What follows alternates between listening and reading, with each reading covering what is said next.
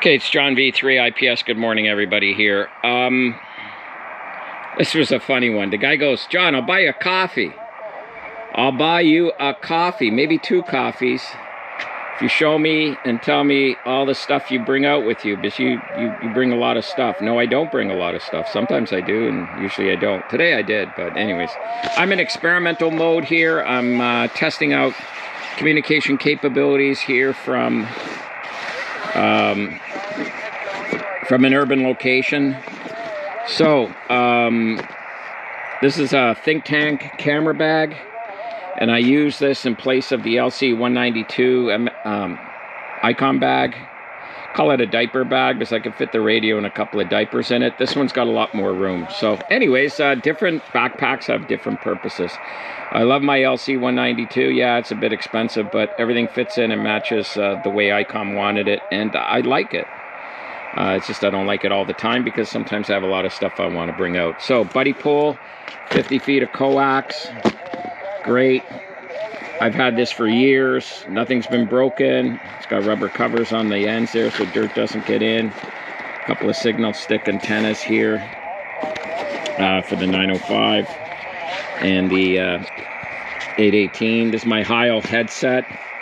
This is the little small one. It's about 35 bucks US. Sounds fantastic. So the only problem I just find it's a little bit hard to get in and out with the connectors on it. So maybe the R&D team's listening and they'll come out with a new version.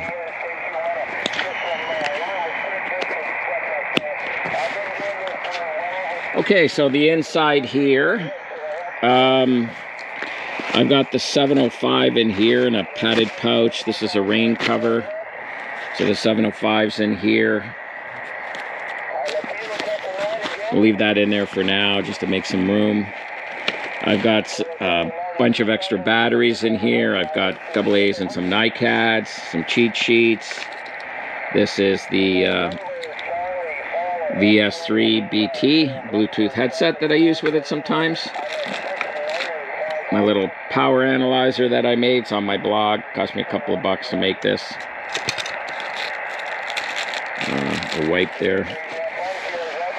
Okay, then in the front of the bag here, I have a battery pack. So I've been playing around with this PD, power delivery mode, USB-C, and running the radio off one of these battery packs. So it seems doable. I have a Goal Zero pack as well and a bunch of other ones, but I just chose this little guy, Pocket Juice.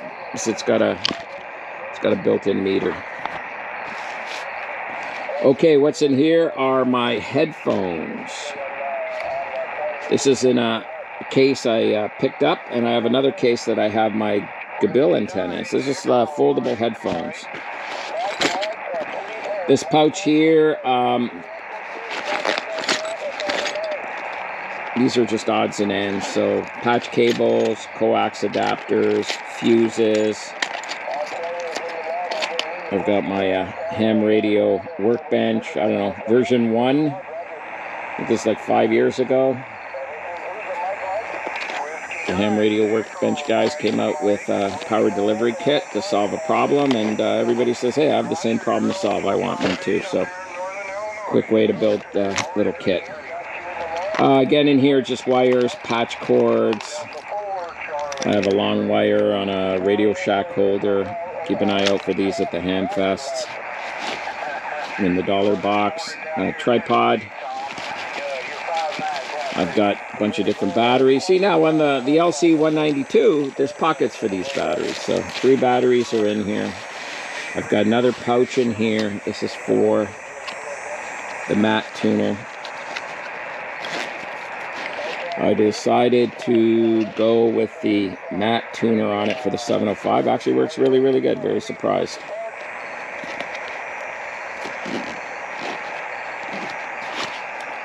That's in another pouch. See, normally in here, you know, you put your camera gear, right? So I just removed everything all around here to make it ham radio friendly. And there's sometimes if I'm going to do some outdoor photography, I'll rebrand this. Microphone in a case.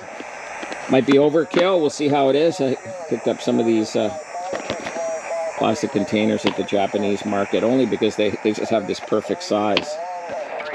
In here I've got my memory box, keypad. Again, this is a ham radio workbench kit, DC power cable, and I should have a PD cable in here as well too to run off that power source. So there you go, Think Tank. I've got a bunch of their stuff. This one is the Airport Antidote V2.0. They have new models. I don't think they make this anymore. I've had this for like 10 years, maybe more, maybe 20, 15. I had it for a long time. And it's like brand new, very rugged, one of the best brands. Low Pro's really good too, right? I just think Tank's a little bit more pro photographer, event photographer, and a little bit driven more by the guys that follow the political buses and stuff like that. So guys that do a lot of shooting for editorial work or newspaper photography, Think Tank's kind of a great brand for those guys. So here I got the FT817. I got my H250 military mic on it. Audio sounds really good. Elecraft T1 tuner. Sorry, not for sale. Had this for a long time. Favorite tuner of mine. Small, lightweight, easy to use. I got the 817 cable for it as well too. So I don't know. I never use the band changing on the 817. It's just too much work here to add another cable. Just push the button and go. And if I change bands, so another set of headphones. I guess I didn't have to bring those ones. Amplifier box here. To provide a little extra 6 dB gain on the microphone. I got my regular mics in there. I've got a power analyzer for the battery, other cables, patch cords, all that kind of stuff. Very good. And you'll see I'm a big fan of pouches. I think me and K4SWL and KG4 VU George, we're a little bit pouch ecstatic. So this one I like with handle. So here I have another one with a handle on. I got my coax adapters in there. Even though I got all kinds of coax adapters, I'm just working on kind of a modular setup. New Z-Match tuner I picked up off of Dan, VA3MA. He didn't want it and I wanted it, so we'll play around with that today. Actually, I brought a bunch of stuff here just to play around with some stuff. Just probably more so with the Gabil. Again, in a neat case I picked up at the thrift shop. This has the 7350 TC antenna in it. So I was going to do some experiments with the jaw clamp and just see if I put the antenna on 17 meters and tuned around, can I do some other things with, work some other bands and not have to make any changes or stuff like that. So I always use it without a tuner, but I thought this time, hey, why don't we try it out with a tuner and try out some manual tuners and stuff like that. So I've got some extra wire in here for a radial kit on it using computer ribbon cable. Again, you see that, the Hamfest grab it. So the ZM2 tuner, it's wide impedance match tuner. It's done a little bit differently. The Z-Match, they kind of call it. This is the same thing, Chinese version. I think I like this version better. It's just missing a foot on it. Using, just because the knobs are at the top as opposed to being here at the bottom, I think it's a little bit too low to the bottom. You kind of want to put it up on something, right? So we'll see how that works out. Here, we'll put on top of it. There you go, look at that. Stack them up. Okay.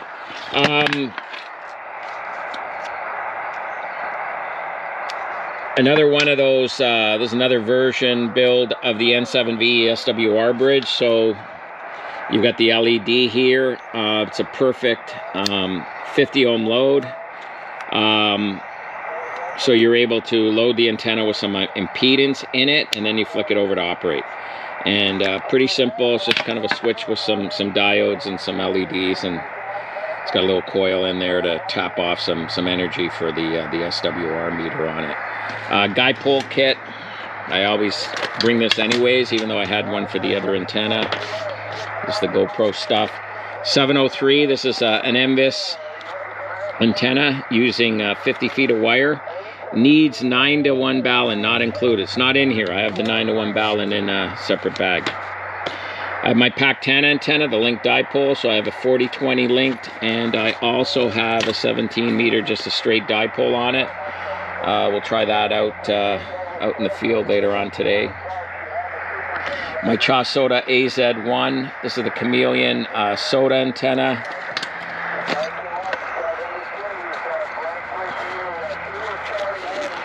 It's pretty simple. Oh, I just lost the battery there on my 817, but I'm picking it up on the PL365. For that little whip there, it's still kind of picking the guy up. It's readable.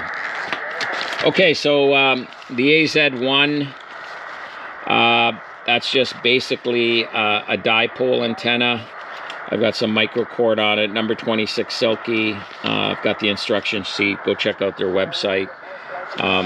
So you can make it yourself, right? But sometimes not everybody has the time or can be bothered or wants to spend the money running around for all this stuff, or they even can't get some of the stuff, right? This is kind of critical, this component here. So you want to wait 6 months from China, or the local stockist doesn't have it, then you may want to buy the kit, right? But this is an Amphenol one too, as well too. I don't know what Chameleon includes in their kit, so we'll take a look. Once I can do I'll look at what the commercial version is instead of my quick and dirty, I think professionally made version is. So it's antennas, right? It's all wires and telescope.